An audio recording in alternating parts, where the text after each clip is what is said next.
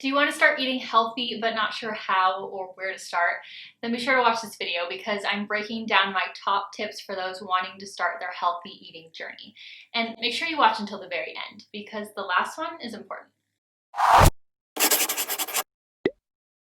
Hello friends and welcome back to my channel. My name is Jills and I talk all about health, wellness, and self-development for women. So if that's up your alley, be sure to hit the red subscribe button below as well as the notification bell so you don't miss when I put out any new videos. I'm so happy that you are here because if you clicked on this video, that means that you probably want to start eating healthier, and I'm so excited for you. I promise you that once you commit to being healthier and really embracing this lifestyle, you'll start to see a ton of positive changes. You might see clearer skin, of course, better digestive issues, more energy, less brain fog, all this kind of stuff, and just a happier and healthier outlook on life. And I'm speaking from my own personal experience here because eating healthy has completely changed my life. I actually grew up eating total junk, lots of fast food. I basically lived off of Taco Bell and McDonald's, and I ate like crap until I was about 24 when I developed an autoimmune issue. And that's kind of when I had to reevaluate what I was putting in my body, how I was treating my body, and I pretty much just changed my eating style and lifestyle pretty dramatically overnight. And it has literally healed me. I've gotten rid of my autoimmune disorder completely. So that just goes to show you the power of food and the power of a healthy lifestyle. So let's get right into my top tips so you can start implementing them right now. Now, my first tip is to stop looking at calories and start looking at ingredients. Basically what you're aiming for here is just a healthy, simple, whole food-based diet. So things like tons of fruits and veggies, healthy fats like avocado, nuts and seeds, healthy, clean proteins. Basically what I say is just if it's grown on the earth or lived on the earth, then it's probably pretty good to eat. When you start focusing on ingredients as opposed to calories, that's when you really start to nourish yourself and give yourself the nutrients that you need. As you can tell when you go through the grocery store, there's still a lot of items that are low calorie, but are really not that great for you. They don't really provide any quality nutrients. They don't satiate you. They're just not really that great for the short term or the long term. And also, people can get really, really caught up in counting calories. But when you start eating more intuitively and just focusing on high quality ingredients, you naturally end up eating the right amount for you and you don't really have to think about it. I actually have a blog with healthy recipes and I get asked sometimes the amount of calories in each recipe, and I tell them, honestly, I have no idea. I just focus on high quality ingredients and that's what works for me. Calorie counting is not really a sustainable long-term practice. It can really stress you out and burn you out, and I just don't recommend it. So when you're buying packaged food though, look at the ingredients. Shorter is usually better, but basically you're looking for ingredients, food that you recognize. Would you have those items in your pantry already? Are there any things like unnecessary added sugars? These are the things to look for. Now, just to drive this home and be super clear, I'm actually going to show you an example of two different crackers and their list of ingredients and show you how they compare. So let's look at Ritz, a childhood favorite of mine. As you can see, there's a lot of ingredients here, and there's some things like high fructose corn syrup, soybean oil, malted barley flour, natural flavor, which is really just an unknown ingredient. So just after reading this, it doesn't seem that natural to me, and I wouldn't have a lot of these ingredients in my pantry. And we also have Jill's crackers, which unfortunately is no affiliation to me. We just have the same name. But if you look at the ingredients, you can see that everything is organic, which is great. But we also just have basic flours, tons of seeds like sesame, chia, and flax, apple cider vinegar, way more simple and closer to nature than the other brand. So when you're in the grocery store and you're trying to make a decision between two different products, just look at the ingredient list. That's basically where you'll find your answer. My second tip, if you want to start eating healthy, is to start cooking at home more. And if you think you're a terrible cook, don't worry because I was once a horrendous cook. I could pretty much only make Kraft mac and cheese and frozen pizza, and that's it. So I promise you, if I can do it, then you can do it. When you're eating out, you never really know what they are putting in your food. They can be putting a lot of weird ingredients in there that you're not familiar with, A lot of times they cook with large amounts of inflammatory oils or just pouring mounds and mounds of salt on there. So when you cook from home, you basically avoid all of these things. You don't have to cook at home all the time, but cooking at home the majority of the time will improve your diet dramatically. So start with just basic, simple, healthy food. Keep it easy. My biggest tip is just to play around with different spices and seasonings. That can help so much. Once you find what you like, it can really make a dish so much better. And fresh herbs.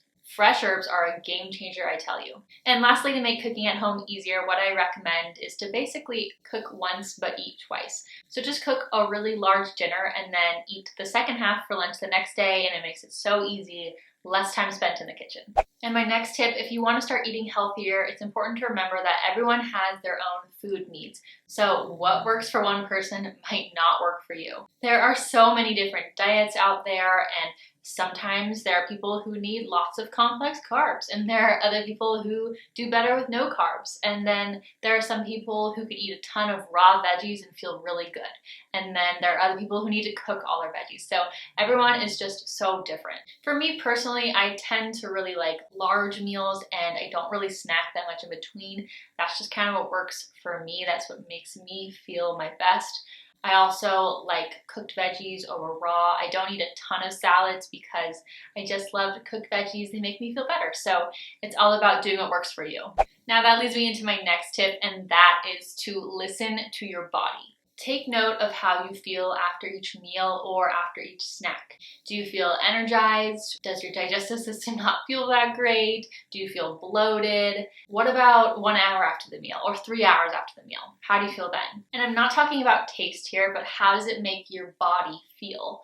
So you can have a cookie and maybe feel amazing right away, but maybe an hour later you're crashing, really tired, hungry again, and maybe you even have a headache. So it's really important to listen to these signs. The foods that make you feel good, give you energy, are smooth on your digestive system, then these are the foods that are probably pretty good for you. So just listen to these basic instincts of yours. Your body knows how to help you. Your body knows what it wants. You just have to listen to it. If you want to start eating healthier, my next tip is to try and eat organic as much as possible. Organic means the product is free of pesticides, antibiotics, GMOs, and other weird additives. And if you're eating conventional products, especially day in and day out, then that can really cause a lot of harm on your body and a lot of health issues down the road. Organic products have been shown to usually have a higher nutritional profile too, so that's also a really good benefit.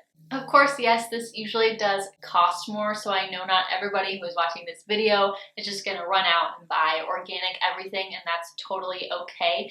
But the best place to start is to look at the Environmental Working Group's Dirty Dozen list and Clean 15 list. The Dirty Dozen is a list of conventional produce that's found to have the highest amount of pesticides, and then the Clean 15 list is a list of conventional produce that's found to have the lowest amount of pesticides. So basically you can reference these lists whenever you go to the grocery store and make sure that you buy organic for the items on the Dirty Dozen list. So if you use those lists as a guide, then that can really help save you money and avoid too many pesticides in your food. And I'll link those lists below so you can check them out. The next important thing to know is that eating healthy is about consistency. If you have one less healthy meal, that's totally okay. Just keep going and pick up where you left off.